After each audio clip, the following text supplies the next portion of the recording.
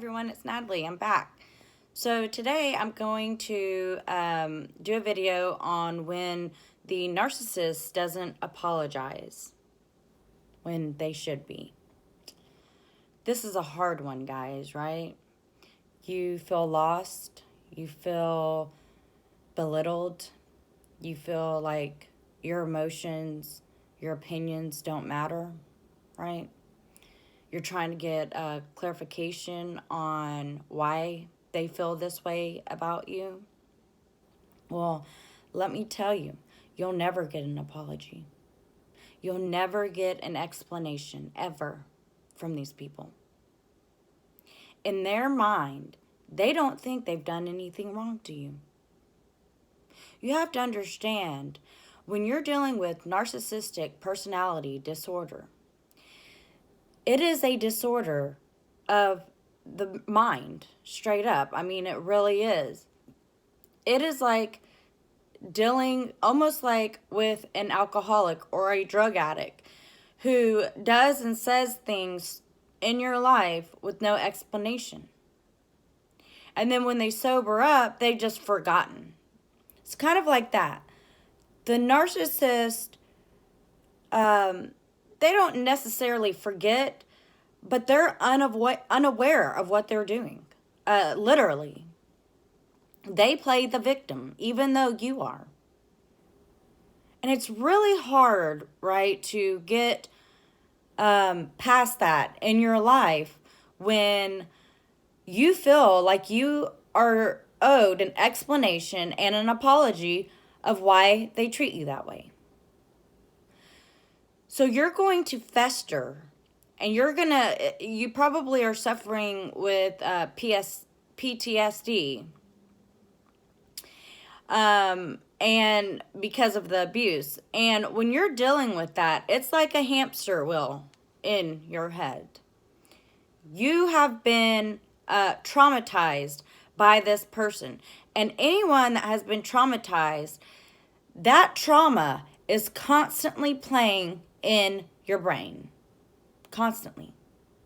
You're just waiting on an explanation of the trauma. Like, why did this happen? I need to know, like, what did I do to deserve to be treated this way? Like, what did I do? So your consciousness is hurt, and you're curious on finding out the truth because you're trying to make it right with yourself, within yourself. You need to know these things. Because if not, you just sit there and you fester in all this trauma constantly. And you're trying to figure it out and make sense of what has happened to you. And so you're waiting, thinking, these people are normal. They'll come around, they'll talk to me, and they'll explain their actions. But they don't. And I could not stress this enough, guys. They won't. You will never, ever get an apology or an explanation from a narcissist. Ever. Never, guys. Okay? So what you need to do is find a therapist, or if you need to be put on medication, a psychiatrist that knows about narcissism. Okay? Because therapists out there, they all deal with certain specialties, and they're experts in certain things. So you need to find someone that is an expert in narcissism. And trust me, you will. And if you can't in your area, just because you live like out in the country and there's only so many therapists, once you explain yourself to this therapist and you relive the trauma with this person and you tell them about everything, they will most definitely understand you. Because the things the narcissist does to you are absurd. No one deserves to be treated that way, guys. No one. Why is it that we're not owed an explanation or an apology from these people? Why? And why can't we get it? That's the real question. And I can tell you why. because they're literally in their brain, they don't think they've done anything wrong. They're righteous. They feel like they don't deserve to explain themselves to you. They know what they've done. They're intelligent people. Don't get that wrong. But in a way, the reason why they keep you hanging is because they don't want to lose their supply. You are their supply. They enjoy when you come to them and say, hey, you've hurt me. They enjoy having you fester in that pain. They enjoy it. They get their supply from you being in pain. That's why in all my videos, I tell you guys, never let a narcissist know how you feel. They extract supply from that. And they feel good about that. They long for you to constantly think about them and what they've done to you. They love it. So the best thing that you can do for yourself is what you're doing now, everyone. Researching narcissism, understanding what that personality disorder is. Finding channels and life coaches like I am. I've named in my past video many of the people that I tend to resonate with when I was healing and the people that helped me heal. And that was Peace and Harmony. One of my favorites is Narc Survivor. Peace and Harmony is a good one too. I love her. She's very sweet and calm nature, where I'm like, fight them, let's get them by the horns type of girl. I'm from Texas, so we have bigger attitudes and personalities. And then the other one is Angie Atkinson.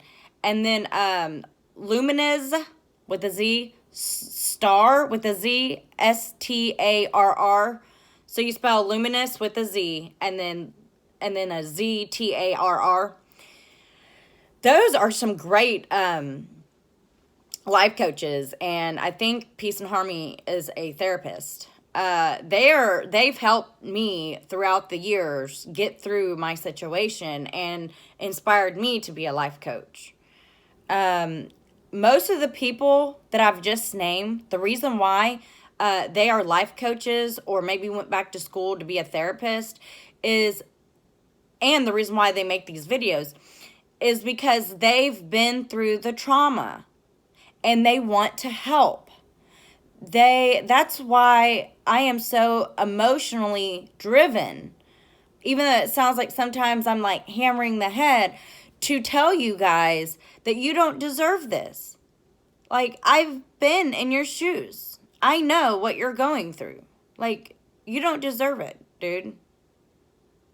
You have to start doing the research on your own to start healing. And to get that hamster wheel out of your head is doing the things that you're doing right now. It's helping you heal. Watching all these videos and all the people that I just named is helping you heal because we know what you're going through. We went through the exact same thing. This is why this information is on YouTube, because we are trying to help people not to get over their trauma. And you need to see a therapist right away. That's going to help you a lot. You need to journal. You need to get books like When Pleasing You is Killing Me by Les Carter. He's a doctor. Okay? He has a channel too. Les Carter. His is Surviving Narcissism, I think. If not, just put it in his name and you'll find it. And this book is a workshop book too, guys. So definitely get this. I'm just about done. I think I'm like back here somewhere. And you need an extra piece of paper because it asks you questions and portrays examples in that book and asks you, have you ever experienced this? Have you ever went through this? Have you ever people pleased? Have you ever done, and you're going to write it down. The problem with that is in his book, he only leaves like maybe this, 3 or 4 lines for you to write it. And that's just not enough when you've suffered like we have.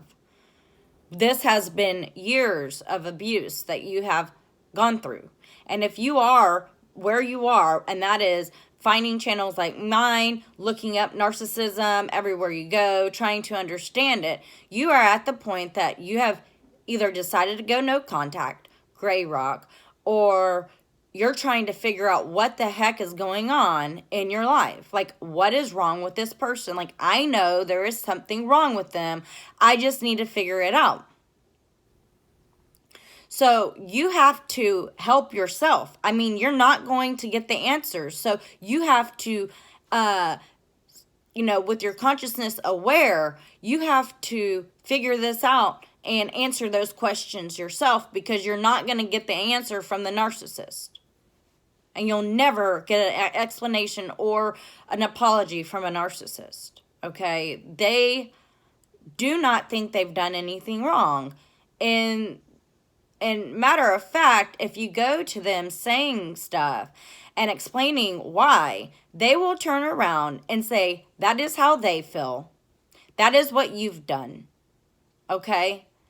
And they have a big thing called cognitive dissonance, where when you do confront the narcissist about all your trauma, they go, I didn't say that. I didn't do that. Oh my gosh, that's how you felt all these years? Like, I didn't know. It's a lie. And if you're scarred this bad that you're researching what's going on in your life, they know. There's simple mistakes like, I don't really have any examples, but you should know, like, when somebody makes a mistake and says something and you took it the wrong way, and then when someone does it all the time, there's a difference between someone's personality where they are constantly treating you this way, and then people that may make a mistake once or again. And usually those people who, if they have treated you poorly, will come back. If they're healthy, they will come back and apologize and say, look, you caught me in a moment of anger. I was stressed out. I didn't mean to take it out on you. Like, you didn't deserve that. I apologize. They explain why. That's a healthy person. An unhealthy person is when they use cognitive dissonance with you. They're trying to make you forget and manipulate the situation into thinking that is just how you feel or what you thought or how you've treated them. Like, trying to scramble your brain into thinking that you are the one actually acting like that and treating them like that. So it works. Trust me. It works for a while. Because you're like, well, maybe they're right. Maybe, sorry, there's a bug in my face. Maybe they're right. Maybe I'm reading the situation wrong. Maybe I did act like that. Maybe I did treat them that way. And you start diving into yourself thinking, God, I'm a horrible person. Like, I wouldn't accuse them about this, and I'm the very person that did it. No. Remember when I told you they're magicians? This is when they use their magic. And they flip the situation around and make you think that you felt like that you've said that they didn't. They didn't say and do those things. No. They didn't. That was you. Well, after a few times of this, you start catching on.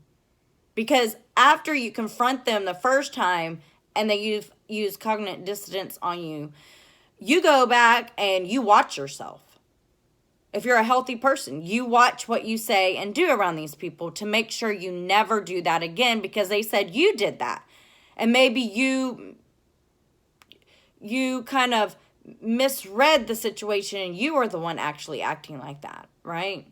Well, if you're healthy, you start acting a certain way around these people to make sure that mistake never happens again. And you're also trying to figure out,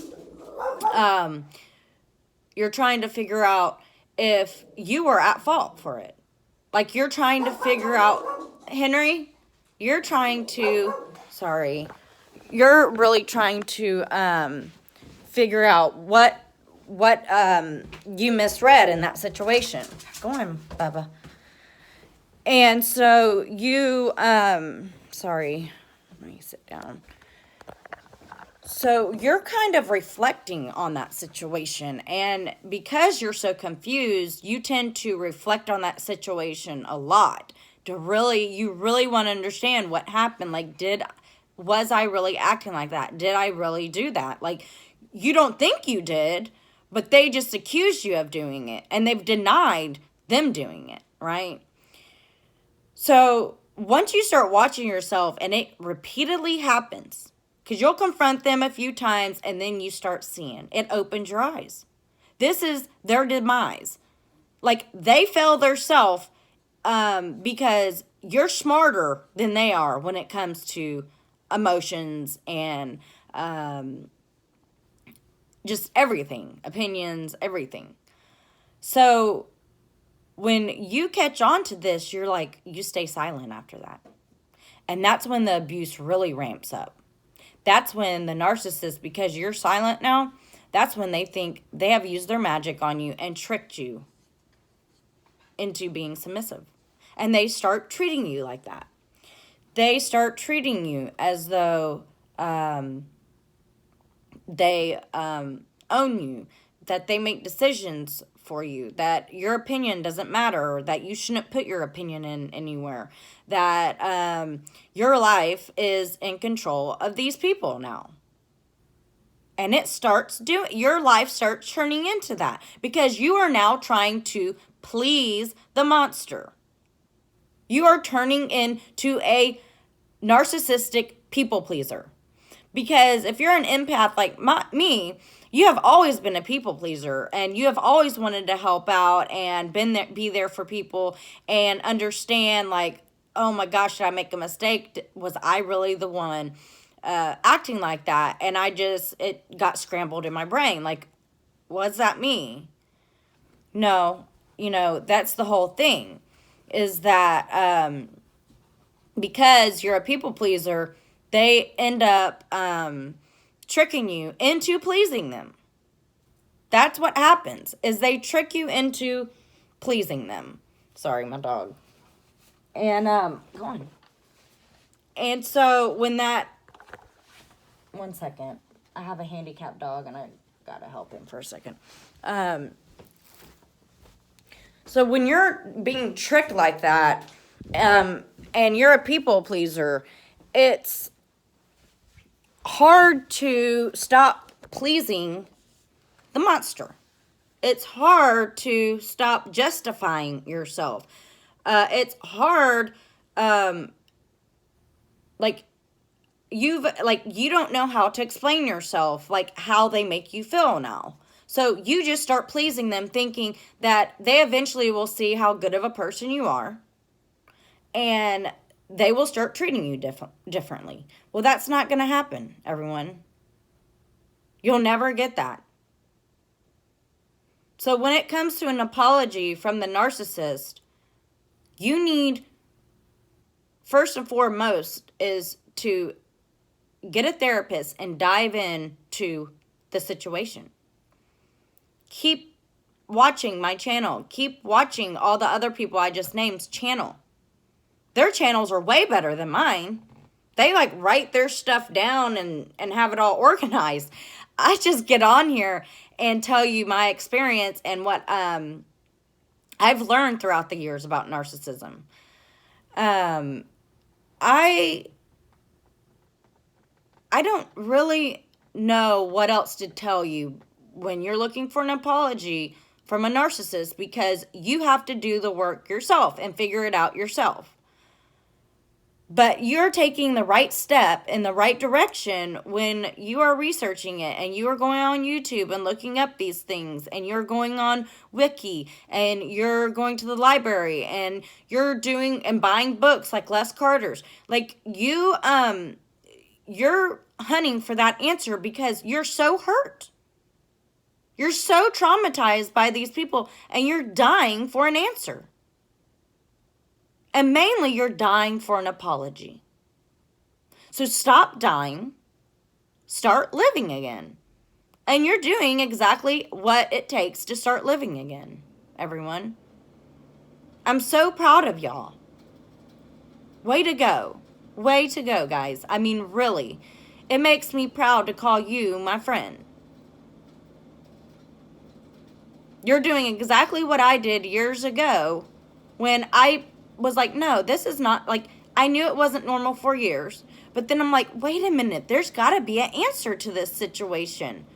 There's got to be an explanation. I'm not getting it from the narcissist.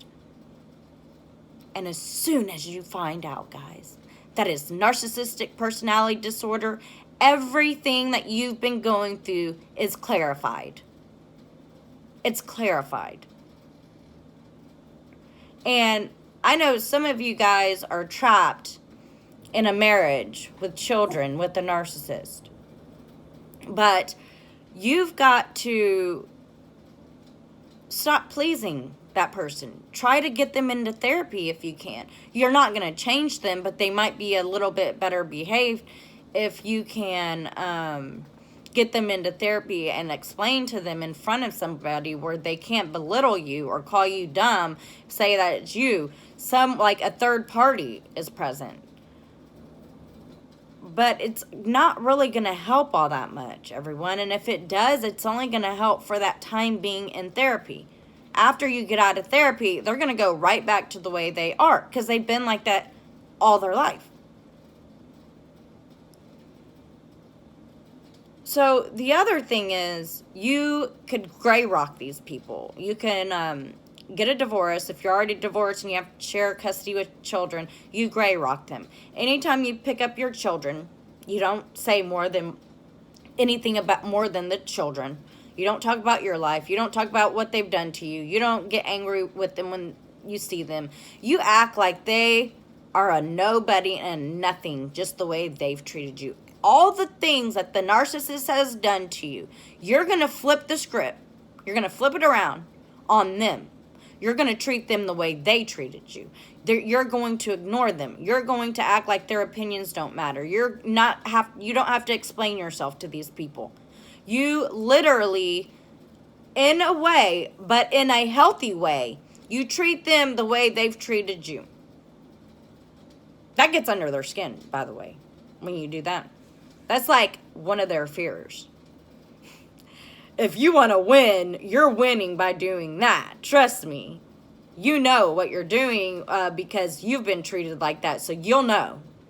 You literally, if you have to go gray rock, you literally only have a few conversations. If they start texting you saying, I want to get back with you or anything, you just ignore that text. You don't go back and explain why you don't want to get back with that person. You don't explain yourself. You're done. That was it. No more. And the more you get healthy, the more that you recover from narcissistic abuse, the easier it gets in life to do these things. Because at first it's going to be really hard, especially if you have to have any type of communications with them because of children. If you don't have children with them, then you can just like straight up go no contact. There's no reason for you to stick around if you're not sharing custody of your children. There's no reason. Like, you need to go no contact. And when you go no contact, that means you block their number on your phone. You either change your phone number. You block them on social media. You act like they have never existed in your life. Like, you don't even, like, they are a complete stranger. If a complete stranger came and was saying things to you like, let's get together, let's go on holiday together, I still miss you, I still love you. If it was a complete stranger, you'd be like, you have the wrong number. Like, you have the wrong number. I'm sorry, I don't know you. That's no contact. You absolutely do not contact them under any circumstance. I don't care if you got a flat tire on the side of the road and you don't have anyone else around you to come get you or help you. You better call AAA. Like, seriously, do not contact them for any reason. I don't care if you're about to be homeless because you don't have the next month's rent. You don't contact them. Nothing. I'm sorry that you might be homeless, but the whole thing is is going no contact acts as though they've never existed. So if you were going homeless, would you have that person to call in the first place? No, you wouldn't. You'll figure it out. I mean, come on. How many times have you been in a situation you're like, I don't know what to do. I need to call this person and they can tell me what to do. No. How many times have you been in a situation that you're like, I don't know what to do. What do I do? And you figure it out. How many times? Most of the time you end up figuring it out without somebody else helping you. It's nice when family or friends can help you, but you shouldn't be relying on anyone but yourself. That's healthy. And if you're getting yourself into sticky situations, you may not be living a healthy life. So you might really want to reflect on how you're living your life, especially if you're using drugs or alcohol. That's not healthy. You're not living your best life. So when it comes, I'm circling back around. This is 26 minutes long. When it comes to getting an apology from the narcissist, you will never get it. I can tell you after 20 years, I have never gotten an apology from my in-laws. Not once. Or an explanation of their treatment. Not one time. And when I have gotten in their face and said, you have done this, quit denying it, they turn around and say, no, I didn't. That was you. You did that. You're the one that's irrational. You're the one that's hurtful. You're the one that lies and steals. Not us. Not me. They use cognitive dissonance all the time, guys. All the time. It's just, that's fact. So, listen to me. You keep doing what you're doing if you found me. Go check out those other channels. Les Carter is excellent. He's helped me a lot. This book is great. When killing you is pleasing me, because that's what it feels like, right? That title couldn't be any better. So you just keep doing your homework, your research. Because that is what you're doing. You're researching this. And you're going to become a pro once you start. It's so addictive because you're finally getting validation. You're finally getting answers to everything that has happened to you. You won't stop until you just are a pro at it like I am. Serious. Once you start learning about narcissism, you're like, oh my goodness. I cannot believe that these people are this way. They are not normal. So don't look for an apology. Look for an answer in yourself, in your research. Sit alone and cry if you have to. Do not call the narcissist crying and explaining how you feel. They don't care. They abstract supply from your pain. They are monsters. They please themselves knowing that you are suffering. Okay?